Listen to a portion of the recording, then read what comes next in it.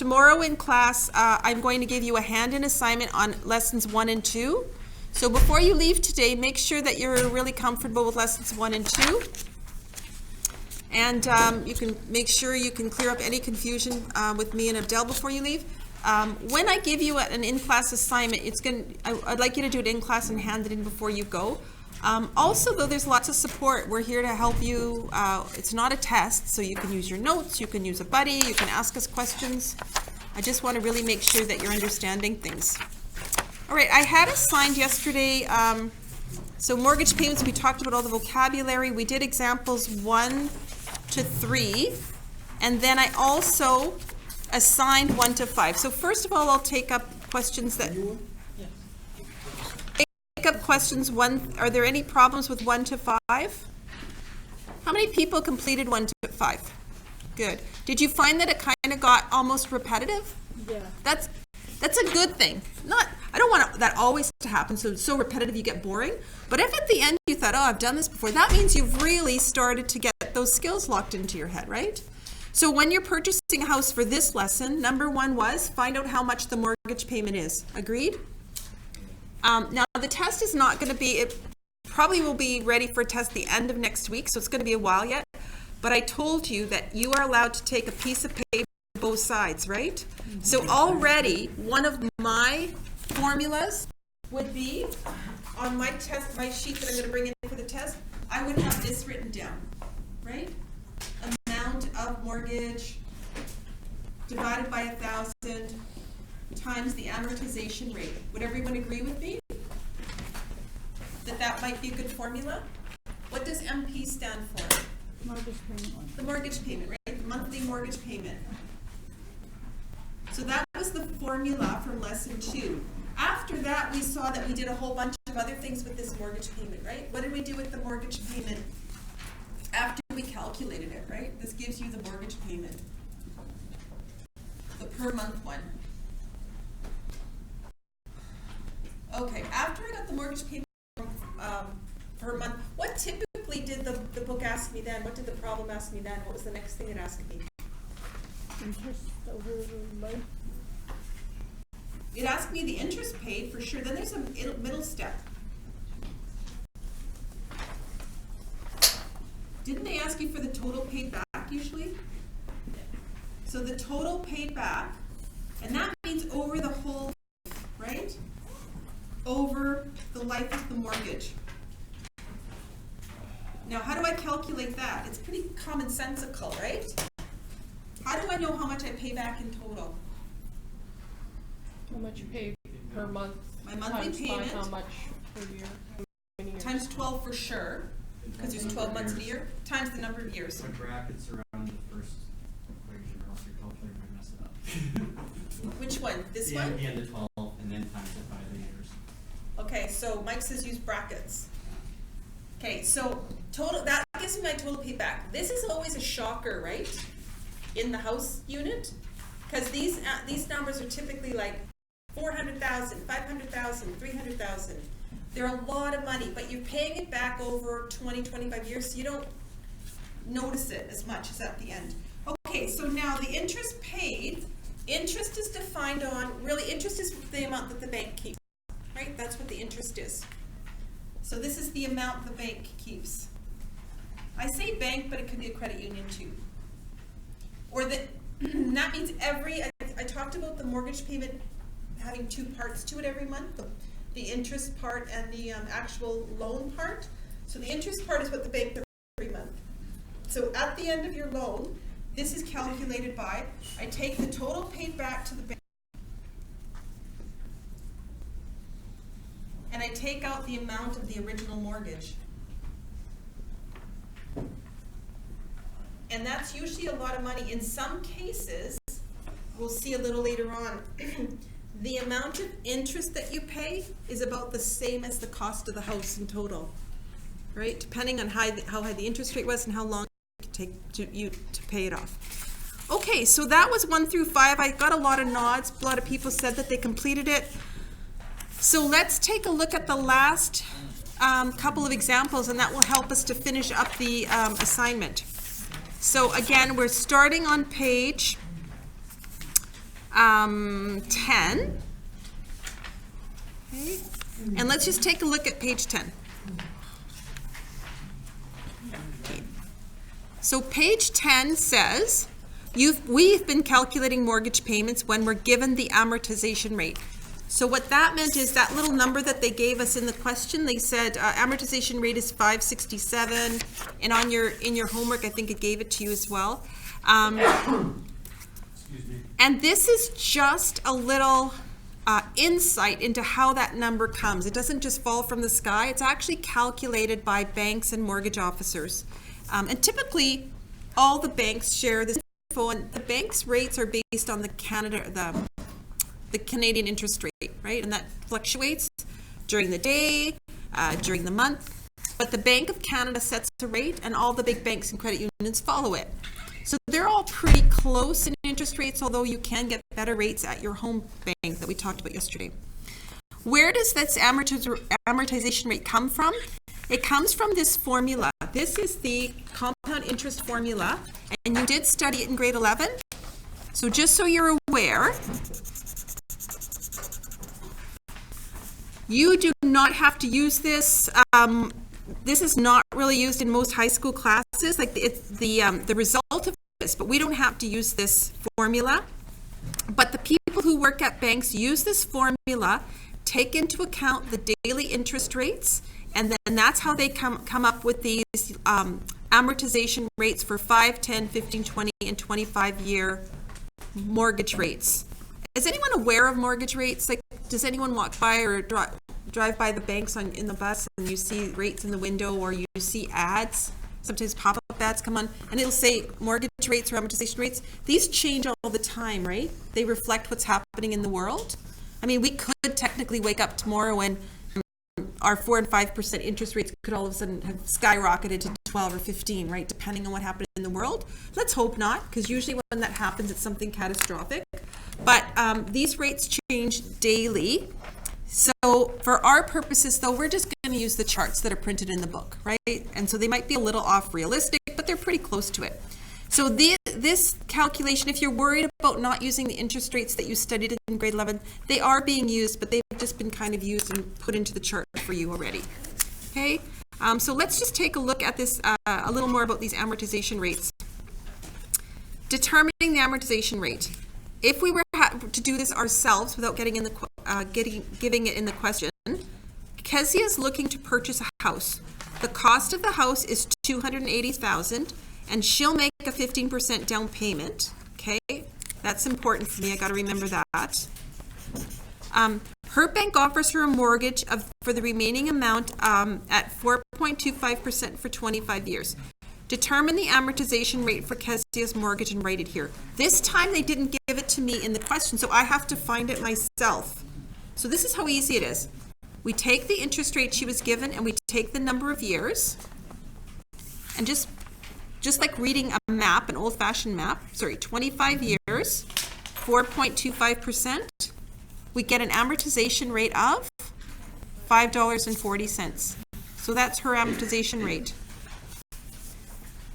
So she pays $5.40 for every $1,000 that she borrows. Okay, well that's her amortization rate. Now I can proceed and find her monthly mortgage payment. It was just one extra small little step. So her monthly payment will equal the amount of the mortgage. Okay, what's the amount of the mortgage?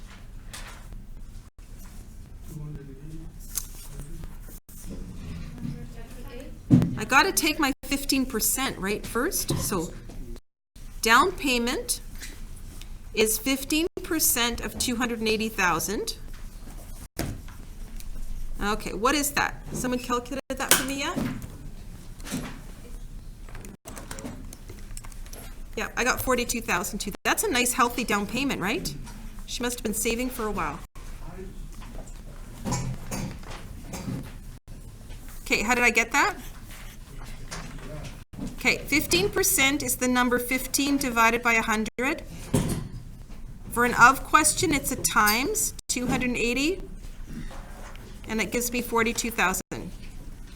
All right, now that's the amount that I subtract from the mortgage, right? She doesn't need to borrow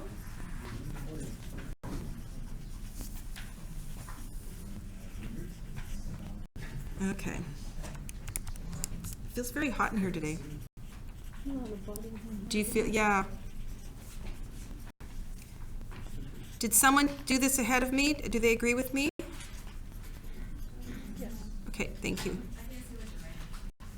Sorry. Are you putting the stuff on the board that you just wrote on the paper so that people can see it from the log? Yes. Yeah. Can you see it on the screen? That you're recording. No, I have bad eyes, so. Oh. It's on the screen and I'm recording as well, so you can always watch it later.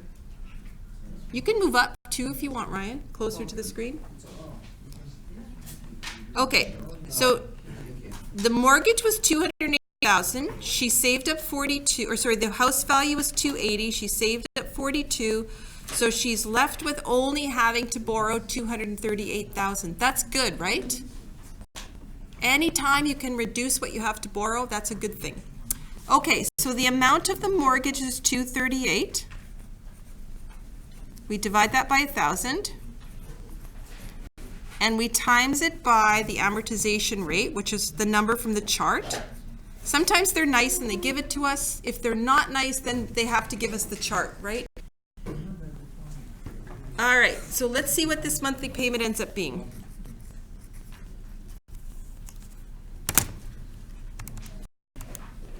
On any tests or exams, are we gonna get the chart? Absolutely. Well, you're either going to get the chart or I'll just give you the amortization number. Yeah. No, you don't have to memorize. Was that what you were thinking? You might have to memorize this? I thought I had to do copy at home. No. Yeah, you're either given the actual number so you don't have to look it up, or you're going to just be given the chunk of the chart that you would need. So $1,285.20. All right, that's similar to one of the monthly payments we saw before, right? I did it the other way. Pardon me? I went like 238 times 540 divided by 1,000. That's fine. Yeah. Did you get the same number? Yes. Perfect. Yeah. Yeah. Because I multiplied the 0.05 times 208,000. Yeah, as long as you're getting this, yeah. The reason it doesn't matter is division and multiplication are even in order of operations, so you'll get the same answer. Okay, so that's nothing new from yesterday, except we did have to dig a little bit to find that chart number. Okay, good. Now they're not asking us to proceed anymore. They were just kind of getting to the illuminating the fact that if you're not given the amortization number, you have to dig for it in a chart, but you'd be given the chart. All right, let's do number 5. This is kind of the big tell-all. Putting it all together. So this puts together everything that we've done so far. If you want, if you've kind of been great and coasting along so far, work ahead of me, right? Just head down, try and block out my voice if you want, and just do the work and then check your numbers later. But for many people, they're still a little, just maybe joined the class and they want to go through step by step. So we're going to go through this slowly. And once you're done example 5, if you're working on your own, I think you've got enough info to complete everything. And we will talk a little bit about number 7 and those explanation questions later on too. Okay, big question. Jasmine and Lenny are looking to buy a house. The house costs $318,000. They've saved enough money to make a 5% down payment. Calculate the amount of mortgage the Montgomerys require. Okay, I'm going to give you a minute to think about that. Think about what you have to do here, and if you want, give it a start.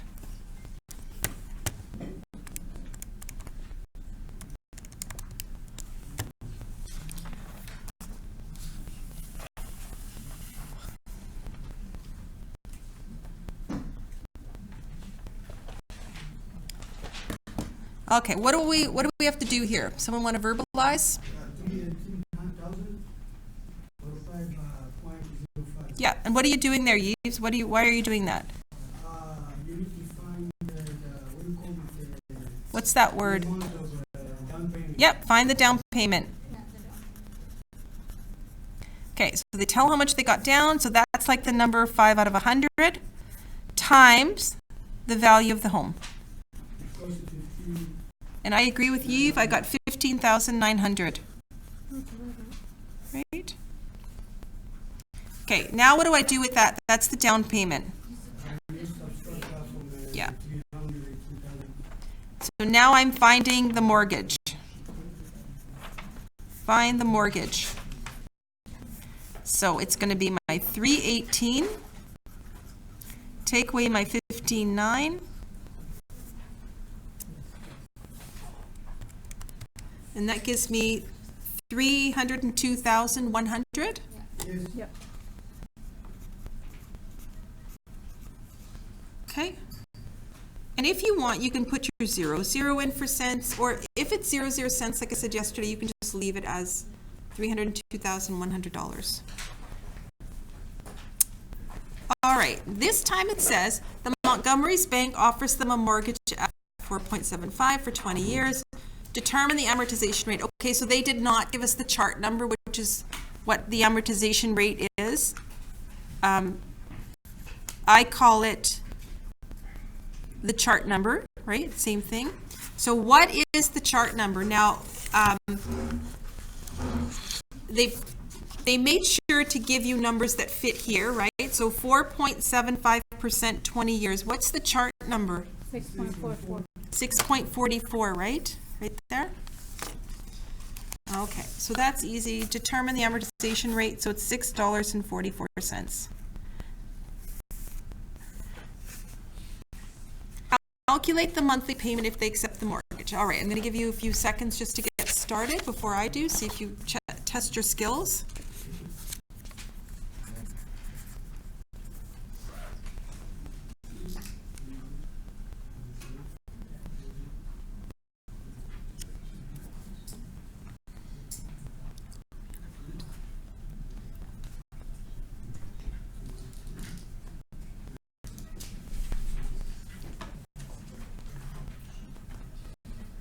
And does it hurt?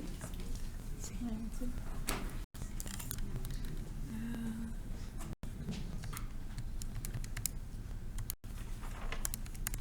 Oh no, that's I think it's a little off. It's close. Try it again.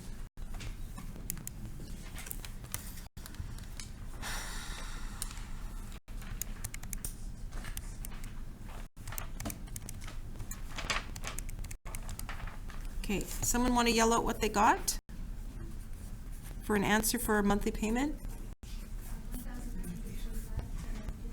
That's what I got too. Okay, so whether you do the divide by 1,000 first or the times by 1 or 6.44 first. oh, 4 for that one. Mm-hmm. This is the monthly mortgage payment. $1,945.52. Agree?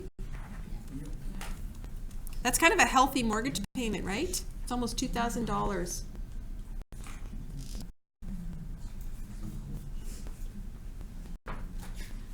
It'd be 53 though, right? Because you're rounding. But I got a 4 at the end, Yeah. so it would be 52.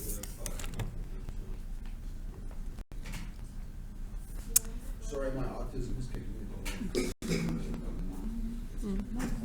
Okay, how much will they pay back over the life of the mortgage? Okay, I'm giving you 30 seconds to get it set up.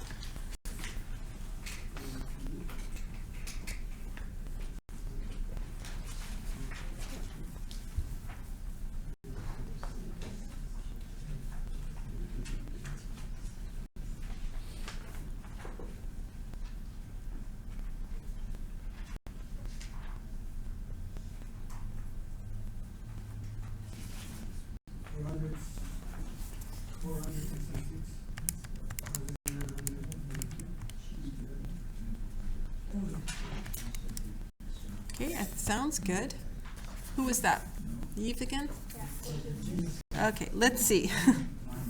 So I take my monthly payment. They have to make this payment every month, so that's 12 years for, sometimes you have to go back and read the info, for 20 years, right? That would be 240 payments. And they pay back $466,924. This time I do need to indicate my cents because it's 80 cents.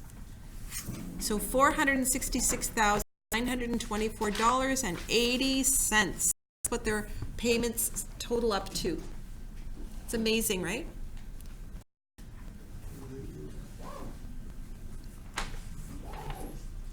Okay, total amount of interest paid back. 4,000. 164,824. This is the one that even though it's a simple calculation, you've done so much math at this point, it's easy to get lost in the numbers, right? Like what numbers do I use? It's what you paid back in total, right? The largest number that you've calculated, that huge number, take away what you borrowed. What did you borrow in the first place? This is what you borrowed, right? What did they have to borrow to buy the house? They only had to borrow $302,100, right? They didn't need to borrow the whole amount of the house, just the part that they didn't have the down payment for. So that gives me 164,824 Yeah, and 80 cents. that's what I got too. Good. And this is what we call, this is the amount of interest that they ended up paying back.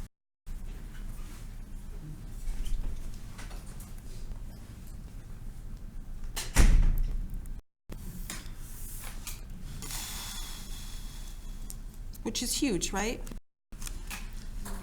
But it's not out of line. To be honest, 4.75% is not that bad of an interest rate, right? If you wanted to borrow money to buy, to go on a vacation, for example, it would be probably 6, 7, 8% interest. So house loans are the cheapest loan you can get in Canada, cheapest money you can borrow. Okay, let's try this one. Questions? Good. So F, the Montgomerys decide to go with a different bank, okay? The different bank offered them 20-year mortgage, so same length of time, at 4.25%. The amortization rate for this mortgage is only $6.17 per thousand. It's less money because the interest rate is lower, right? Calc how much interest they save by going with this new mortgage. Yikes. What does that mean? I have to calculate how much interest they pay by going with the new mortgage. What do we have to do? Track the other mortgage from this mortgage to now to see. But before I can do that, I have to do the question all over again, right? Okay, get started. I'm going to challenge you. So now you're going to have to do, you haven't finished with the Montgomerys yet. We're pretending they're starting from ground zero again. The only thing that's the same is this, right? They still only need to borrow $302,100, so you don't have to do that step over again. But they have a different amortization rate. So because they have a different amortization rate, you're going to have to start, you have to do C, D, and E over with the new info, okay? So I'm going to challenge you to do that. I'm going to give you a few minutes, and then I'll jump in. And while you're doing that, I will do attendance quick, so I'm just going to turn off the recording.